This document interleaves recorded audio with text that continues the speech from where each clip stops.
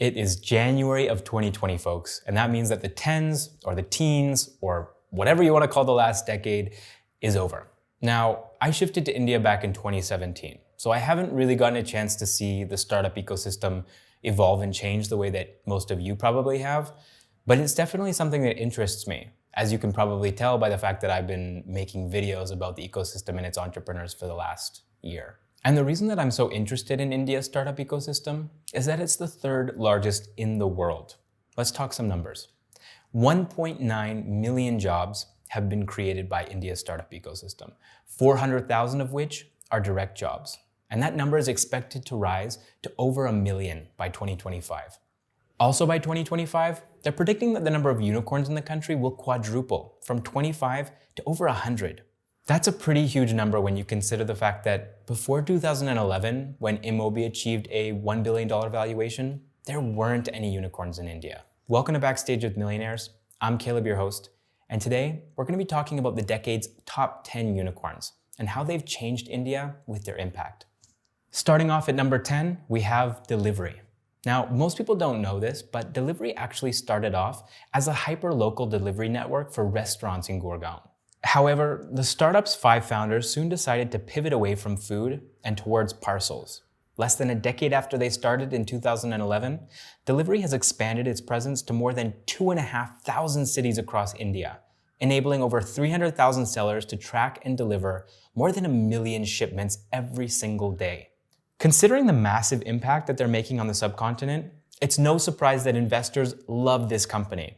Over the years, Delhivery has managed to raise $934.5 million from investors like SoftBank, Tiger Global Management, Nexus Venture Partners, the Carlyle Group, and the Canadian Pension Plan Investment Board. Coming in at number 9, we have Renew Power, which is the only unicorn that's operating in India's clean energy space. The company was founded in 2011 by a man named Sumant Sinha, and they started off with a bang. Their first project was a 25.2 megawatt wind farm that was actually inaugurated by Prime Minister Narendra Modi. Now, he wasn't the Prime Minister at the time, he was the Chief Minister of Gujarat, but still, that's pretty cool. Today, less than 8 years later, they've built enough renewable energy projects, most of which have been wind farms and solar power plants, to cover 1% of India's total electrical bill.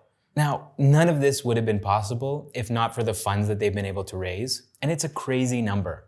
$2.3 billion from investors like Goldman Sachs, Asia Development Bank, Yes Bank, and the Canadian Pension Plan Investment Board. Next up at number 8, we've got Zomato, which was founded back in 2008 by Pankaj Chadha and Dipinder Goyal. These two co-founders built a website called foodlit.in, which eventually became foodiebay.com when they decided that they wanted to take the company international.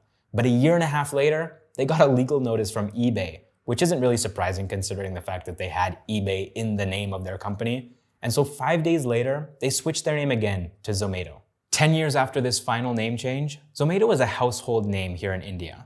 And it's also becoming pretty popular abroad too. You can actually order using Zomato in 23 different countries besides India. In any given month, Zomato delivers food to 100 million people. And this is something that they've been able to do in part thanks to their investors, who they've raised $759.6 million from. These investors include Ant Financial, Sequoia Capital, Temasek Holdings, and InfoEdge. Now, I'm not sure if you've noticed the trend here or not, but these are some pretty old companies as far as Indian startups go. 2011, 2008, and they all started in the same place too. But this next one, number 7 on our list, was started less than 4 years ago in the city that I'm currently living in, Bangalore. We're talking about Udaan. It's a B2B online marketplace that was founded by 3 former Flipkart employees back in 2016. And in a nutshell, what they do is they connect traders, wholesalers, retailers, and manufacturers to help them discover customers across India. They've also got a mobile app, which is specifically designed to help SMEs, which is an acronym for small and medium-sized enterprises, to buy and sell at competitive prices. Even though they started a little bit late into the decade, they've already managed to onboard more than 150,000 buyers and sellers. And their investors, who have pumped $869 million into the company since they started, include DST Global, Lightspeed Venture Partners, and Tencent Holdings. All right, so we talked a little bit about Zomato and how even though they weren't called Zomato at the time, they basically started in 2008. So fast forward 6 years and there's a new kid on the block, and it's number 6 on our list, Swiggy. So the company was started by 3 Bits Pilani alumni, and at the time, competition was pretty fierce. You had Food Panda, Tiny Owl, and of course, Zomato. And so Swiggy had to set themselves apart.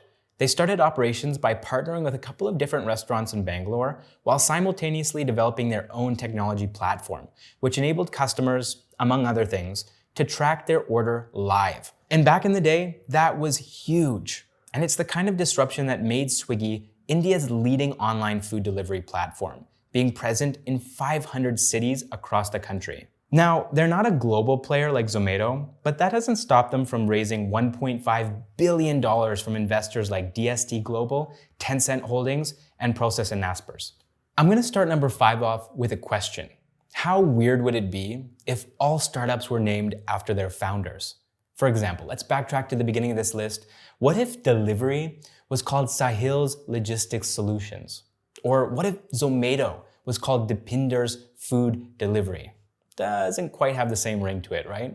But that's exactly what happened with India's only edtech unicorn, BYJU'S. But there's a pretty good reason for that. Byju actually used to be the product. Byju is actually a really talented teacher. And so in the early days of the company, actually before the company was even registered, BYJU'S basically consisted of Byju teaching students how to pass their common admission test, otherwise known as CAT or CAT. By 2009, his lessons had become so popular that he was flying from city to city every single week teaching students. Eventually, in 2015, BYJU'S launched their mobile application. This app was a game changer for the company, and 3 years later, they officially entered the Unicorn Club. Today, there are over 40 million registered users on BYJU'S platform, and 2.8 million of those are paid subscribers.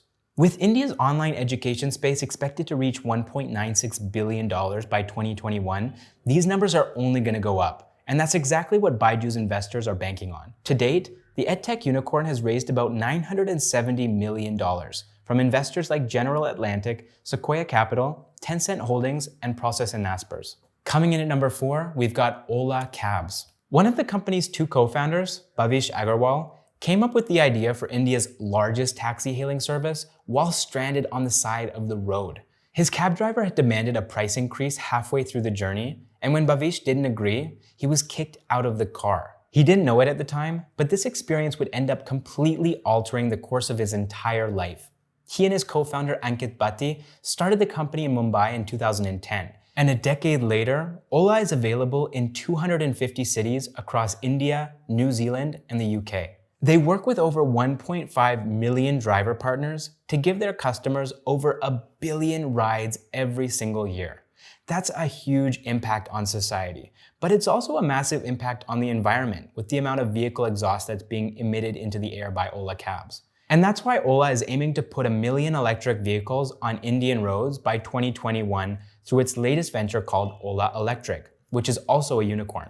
And it's really this forward-thinking approach that's made it possible for them to secure $3.8 billion in funds from investors like Flipkart's Sachin Bansal, Steadview Capital, SoftBank, Kia Motors, and Temasek Holdings. Next up at number 3, we've got Snapdeal, which was founded by Kunal Bal and Rohit Bansal back in 2010. Now, Snapdeal saw some pretty rapid growth in its early years, and incredibly, their peak valuation was $6.5 billion back in early 2016. But the company lost its dominance because of some pretty major missteps, as well as the rise of heavily funded e-commerce giants like Flipkart and Amazon. Most people in the startup ecosystem expected Snapdeal to die, but instead, it rose from its own ashes and became Snapdeal 2.0. And they've managed to do this by focusing more on value-conscious buyers in lower-tier cities in India.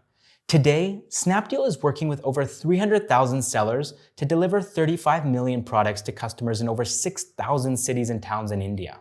While there has been a slump in funding over the last few years, Snapdeal has still managed to garner support from trusted investors like SoftBank, Alibaba, Ratan Tata, Anand Piramal, and Nexus Venture Partners.